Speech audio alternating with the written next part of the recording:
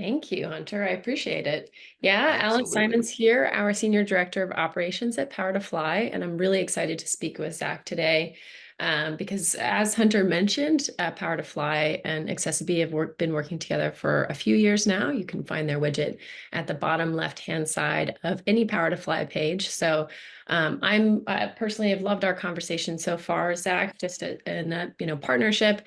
And I'm looking forward to talking a little bit more about accessiBe's mission today for the rest of the group as well. So thank you for joining us.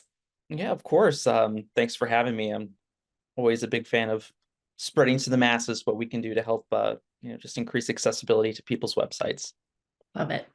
So I'll dive in. I think a perfect place to start is to talk a little bit about the story behind accessiBe's founding. So, what inspired the mission to make the web accessible for everybody? Yeah, it's an interesting story. accessiBe was founded by three childhood friends, Gall, Deckel, and Sheer. They played soccer together. They grew up together in Israel. And even after they went to college, they started their own marketing agency, which also involved web development, web design. Um, and it was during this time that things were changing in terms of the landscape of the internet, right? Websites needed to become more accessible. People were asking about this more often. Israel is kind of a trailblazer in the space that I operate in now, by actually creating a law, having a mandate to make websites accessible. It's illegal to not have them. Those that are not meeting the requirements are faced with fines. So businesses started asking their marketing agencies and web developers, like, how can I do this? What's possible? What's the journey like? So that helped Deckel, Shear, and Gall kind of create this idea of what can we do to help our clients, our customers. Shear is the more technical and like brainiac of the three. So he sat down and was going through these requirements on what it takes. And he found that it's a very long process. There's a lot of requirements. There's a 1,000-page guidebook that you have to read through to understand all of what it takes to make a website accessible. So I don't really have a lot of time to read 1,000 pages of technical jargon. I really don't know anyone else out there that really likes to. But nonetheless, he did it. And then he started exploring on how we can automate it, right? Lives are busy now. The faster we can get things done, the easier and quicker things can happen. That's the route they want to take. So they saw that the traditional way of making a website accessible was doing it by hand. They saw that it's time consuming. They noticed how expensive it can be, and they noticed how hard it is to maintain that. So that inspired Sheer to spend a lot of time on creating our what's now Access widget, which is just a lovely single line of JavaScript code for anyone that knows how to code out there. But you're literally just copying and pasting one little script to go onto your website, and then it really just goes from there. And so from their experience in the web development and marketing space and noticing this gap, they saw this niche market that they can fall into. And that's kind of what has brought us to this point. And we're still growing, and there's trillions of websites out there. So, well, 240,000, 250,000 is a big number. We're just trying to spread the fire, so to speak. Huge potential market. And I want to speak a little bit to the automation because coming from a bit of a product background, the to do that it is so difficult. And when you install accessiBe's widget, not to fangirl too much, I promise we'll stick on the mission, but it's quick. And then any changes the engineering team goes, it just adjusts. And so I don't really know much about the background and how you guys built that. And as a reminder for anybody listening and watching, we'll just be following my questions here. If you guys have any, feel free to pop those in and we can cover them as well. But it's stable, and from that quick adaptability, it really is impressive what you guys are doing because those standards are difficult, and a lot of times people just do the minimum. So your mission is pretty incredible. Um, can you talk to us a little bit about, actually, since we're on the mission, I noticed in your mission statement, there's a snippet specifically about AI. And so can you talk to us a little bit about how AI technology has evolved at accessiBe, and what are some of the most exciting innovations that you've seen in this space? Yeah. AI's come a long way. That's the best thing about it is it's learning, right? We're very happy, excited, and I don't know, thrilled, I guess. We own 6 patents of our AI technology. So we started out with just the Access widget, and with the excessive Access widget, and then a growing company bringing in smarter, hardworking people in our development space, working with the disability community too has been huge for us. I don't think we wouldn't be in the position we're in now without them being so successful in our development. So we got their straight up feedback about how Access Widget works for them in order to improve it. So that helped us with constructing the AI and making sure that it's recognizing what it should recognize and thinking of ways of how we can teach it while it's learning itself. So that caused us to open up more in terms of what we're able to offer. So not only do we have Access Widget, but we're now an ecosystem of accessibility products. We have a developer tool that's AI powered called Access Flow, which enables developers to pretty much scan the website as they're building it and teaching them how to make it accessible, showing them the guidelines, providing the solution for that stretch of code to make it accessible to people. We have AI tools to help us with document remediation. PDFs need to be accessible, so we use some AI tools and some good old hard work and handwork on that too. So it's really helped us evolve as a company, grow as a company, offer more than just a widget. Hmm. It's also given us the ability to be more accurate and the AI's ability to know more.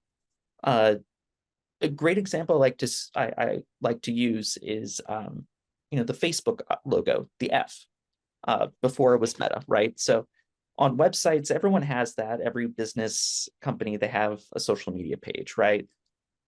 What people don't understand is that that little icon needs to have a name for a blind user in their screen reader, and that's an area that's missed. Our AI is smart enough to know that that's the Facebook icon. It's smart enough to put in what's called an ARIA label in that spot, so that way a user knows it's a Facebook icon. And if they wanted to check out your company's social media page, their Facebook page, they're able to interact and see how they are out in like the real world, right? Everyone does volunteer opportunities. Maybe the social messaging is really important to them when browsing the website. So that's one way the AI has really come a very long way, is because it learned quickly that that's a Facebook icon because of how many websites we're on and how that logo is just so predominant in our world. Yeah, and that's helpful for anybody building a website, whether it's a traditional engineering team or you're using, some sort of tool online, right? That helps you build it quickly. Because if not, you're entering in the description for every single one, and honestly, those are never done to 100%. So that helps in the middle ground. That's interesting. Um, so you talked to, actually, I mentioned one, but can you provide some real world examples of how accessiBe has transformed businesses by enhancing their web accessibility outside of maybe reading images and such, and helping bridge the gap? Yeah, I have some fun data about this. So another analogy, I'm a big fan of speaking in analogies and cliches because Love it. it's storytelling, right? So with the Americans with Disabilities Act that was signed in the early 90s, that just means you need to have a ramp to your business on top of a whole bunch of things. That's just very surface level. Um, but that's why it's important now in the digital landscape, because that's being mandated nowadays as well too. But think of building a ramp online for a business. So that's what accessiBe has been successful in doing. That's what Access Widget enables folks to do. It's end user driven, which just increases the options that a person coming to your website has in interacting with it. So some of our partners, I'm on our partnerships team, so I work a lot with web agencies and marketing agencies. So we do a lot of meeting up with them, seeing how their clients are taking advantage of this, and fun stuff, right? So one client of ours, they noticed that their customers saw organic traffic to their website increase about 20% on average. The average conversion rate increased 32%. So more people are buying from them, more people are interacting with them, more people are able to engage with them. And customer satisfaction went up about 85% on average too, Wow. meaning you're putting an effort to accommodate more people to the website. You're not just siloing yourself to one in particular like community. You're just trying to engage everyone so that way we all have a fair shot of, seeing what products or services are available out there too. Bounce rates have gone down 15% on average, and then user experience feedback improved on average 40%. So people saw how much or how many different options were available to them and open to them, and they're able to take advantage of it. So, I mentioned putting in the labels, but think of folks that might have a visual impairment. They just need some things tweaked. We have a profile for that. They're able to take advantage of increasing the content and saturation of the website. Folks that have colorblind issues, they can change the colors on the website. So it just enables them to interact more. Neurodivergent individuals, they're able to highlight certain things to help them focus. We have an ADHD friendly profile that has a reading mask that helps you stay within this pane and limits the distraction in the background. So that way you can have a more effective time shopping or engaging. Wow, I didn't realize that. That I played around with a couple of the settings, of course, but I didn't realize to that extent. So that's pretty fascinating. Yeah. I might have to try the ADHD profile myself just to stay focused. That's a big winner. Everyone loves it. And Yeah. when we talk about accessibility, especially for the internet, it's most commonly people with visual impairments, blind users dependent on screen reader, or just folks that have a hard time seeing small text. But there's so much more to go into this. That's why it's a 1,000-page guidebook.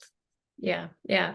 And I think from a colors perspective, I think especially from the product and the tech background, that's one of the things that you get the biggest pushback between your engineering and your marketing team. And it's just a huge leg up, right? It really speeds up that part of the delivery process. So I'm glad we're highlighting that for some of our team here. So, I mean, we've talked a little bit about that 3,000 page document, right? And how hard it is to really dive in and be fully compliant and not just do some of the minimum. I mean, what would you say are some of the most common missteps that companies make when setting up their website when it comes to accessibility? Maybe in that 3,000 page document, what do you see people ignore the most? Probably the back end adjustments needed. Hmm. That's probably what I would say. 80% of that guidebook revolves around that. So making sure images have names. That's the best way to describe it. And then for individuals that can't use a mouse, maybe they're an amputee, maybe they've just broken their arm and they aren't very good at their other hand, and they can't use a mouse, they'll use a click stick, which is a piece of hardware that helps them click through a website, or the tab key on their keyboard. And Access Widget does a great job of making sure that everything that's clickable on the website is in order and Hmm. enables that user to navigate to it. So, when I was talking about conversion rates for those clients' websites, basically what that means is someone was able to navigate to a certain product on a page, they're able to click add to cart, then they're able to go to the cart and make a purchase. That makes So sense. now they're able to take advantage of that wonderful product they bought from you. The business itself generates more revenue, and then it's just a never-ending cycle. But that's one of them. Another one is business owners think that people with disabilities probably don't buy or use their products. Why should I care? If no one is enforcing this law, why should I care? No one's coming to my website and using that. That's false.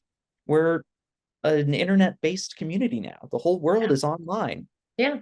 It's time to get on board and make the website accessible. And people also think that individuals with disabilities don't have purchasing power. They don't see their money as green as someone who is able-bodied, which is also untrue. Uh, Folks with disabilities have more than $1 trillion in spending power. So keep that in mind when you're talking to a local business that you saw online how bad their website was and how inaccessible it was. Tell them that, hey, I have money to spend with you. Do you want my money or not? So those are just some of the common missteps. Companies, they just don't consider the impact they have on the community level, and make excuses that are just fabricated and false. Yeah. And a lot of times when you're evaluating, do we move forward with this piece of work? Unfortunately, you're looking at who is my buyer? What are their demographics? And you see this group and you say, well, it's probably a small percentage and you move on. And that's just not the case. Yeah. As you mentioned, the widget can be used for more than just people with disabilities. There's really a wide range support that it can offer. So that's the kind of the sad truth that people look at that and say, what's that spend? And they make assumptions. And yeah, as mentioned, it's helpful to have accessiBe help to bridge some of the gap here. Um, yeah, let's see here. And I would love for you guys, anybody, especially designers in the group, to throw in some questions. Because I'm definitely more of a product and a tech brain, but if anybody's curious at some of the components, I'd love to hear them. Um, what key advice would you give businesses looking to improve their online accessibility and to really ensure an inclusive experience, in particular for others, for everybody? I think the first step is understand where you're at, understand where the website's at. Do I need to maybe redesign it? Do I want to understand more about where the gaps are on my website when it comes to accessibility? So knowing where you're at and then start shopping, right? Get the right people on board with you and educate yourself on the importance of accessibility. I'm one person that does his best to educate people. There's a lot of us out there. Talk if you have a marketing agency or if you rely on someone else to build a website for you, talk to them about it. They're interested in expanding their services as well. So talk to them about that. Get the right people behind you. Uh, it's a journey as well, and do your best when it comes to this, and don't be afraid to ask questions. Don't be afraid to challenge. Everyone has a different idea about it. No idea is wrong. No idea is right. Personally, I would prefer if you chose accessiBe, but you got to choose what's right for you at the end of the day. Whether you think that we're the best, go for it. If you'd rather use someone else, go for it. You're making an effort. And I think that's really the key component here is that you are trying to use or try to put your best foot forward. That's at the end Yeah. of the day what matters most here. And when it comes down to at least what we see when it comes to like litigation standpoint, it's about doing your best to achieve the best, right? There's no such thing as 100% accessible. It's hard. It doesn't exist. There's no insurances. There's no assurances out there.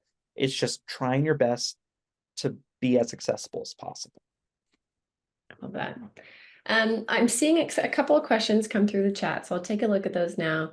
One that's similar that's kind of come to mind in regards to maybe not some competitors, maybe dare say that, but while I'm taking a look, are there any AI tools that maybe you've seen on the market more recently that have really caught your eye, doing something similar, but maybe a little bit different from accessiBe that you'd love to share with some of the group? Yeah, sure. A lot of our competitors kind of do the same thing. Our solution's fully automated, whereas they like to use some of their AI tools to scan and then provide the remediations for you, which is fine and fair. Access Widget itself uses optical character recognition, a fun little AI tool that pulls embedded text off of embedded images and puts that in an alt tag. And then it also uses iris technology, which is a fun tool that scans an image and then through contextual understanding and some machine learning capabilities it has, it's able to generate the rest of the alt tags. So it's able to give a description. You know, on our fun demo site that we like to use, I give product demos every day, all the time. There's an image of these flowers in a vase. It's a link, but the image itself has this embedded text that says extra sale 30% off shop now. So when the tool's turned on, an alt tag's created that says extra sale 30% off shop now, white flowers in a brown vase. So that's the technologies working together to give us a description of the embedded text on the image and then the image itself. So that's kind of what we use. And then other folks kind of use the same kind of scanning tools that use AI to kind of point out where any gaps are. Okay. We've got one question coming in from Lisa. So many people use voice activated assistants to personalize their browsing experience. Are there ways that we can interact with AI to generate the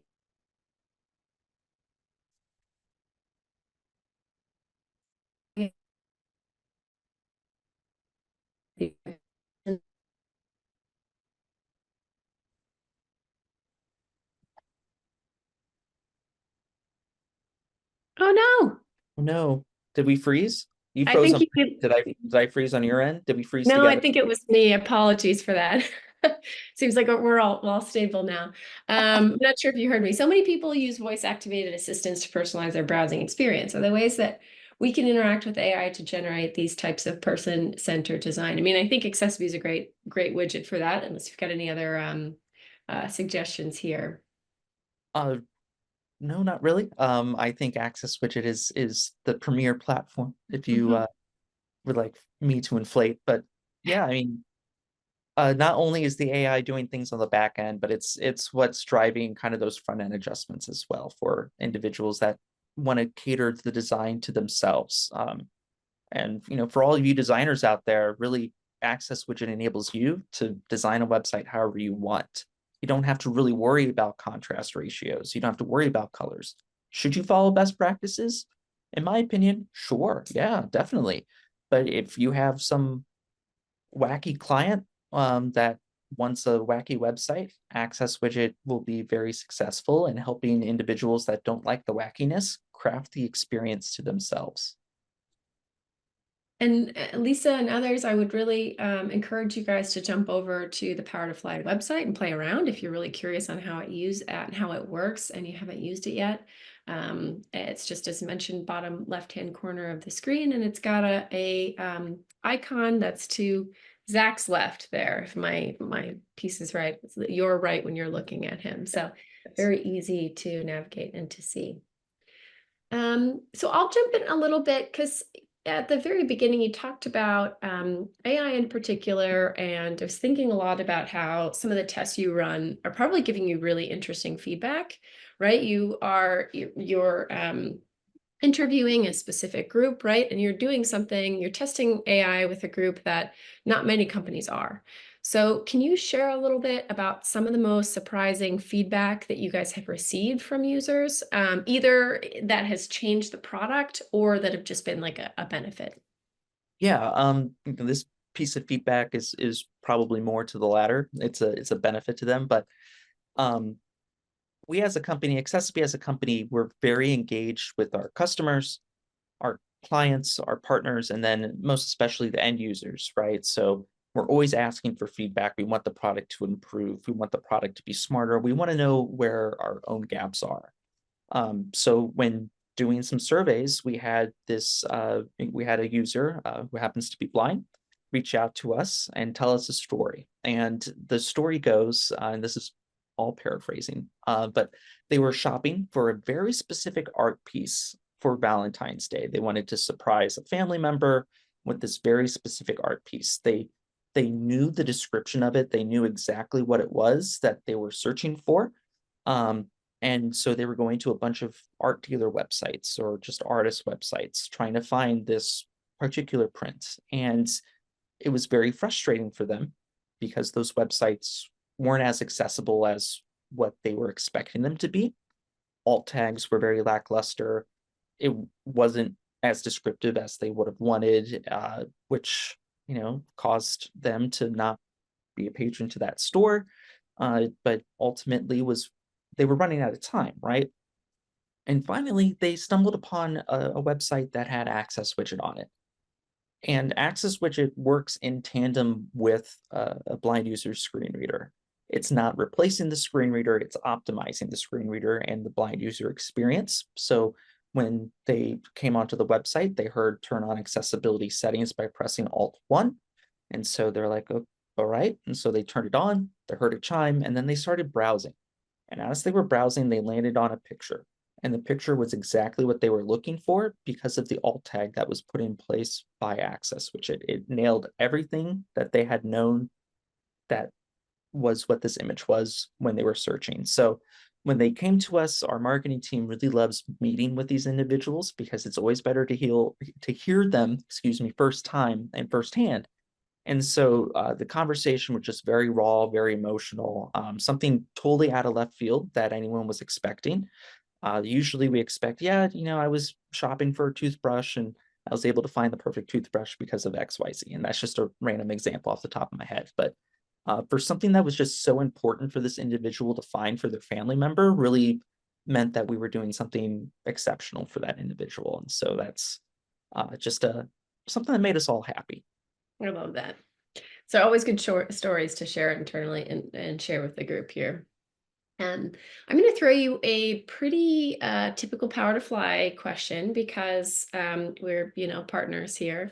Mhm. And I would love to hear something about your company culture, if you don't mind sharing little snippets about accessiBe internally. I mean, what is something that you would think makes you guys unique?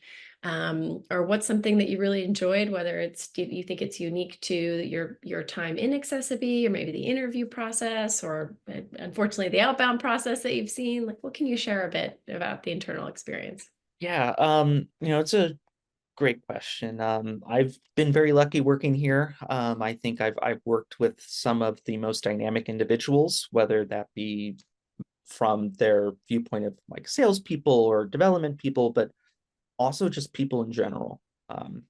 Every company has a bunch of characters, but I think this is the most character-filled company I've ever worked at. Uh, we're based in New York City, so New York City is a melting pot of individuals. I'm originally from Ohio. I previously lived in Texas and then I moved here.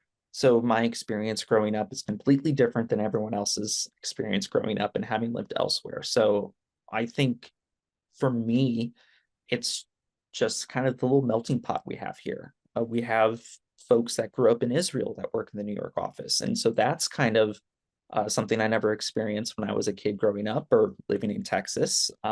So just kind of understanding their experiences, their lives.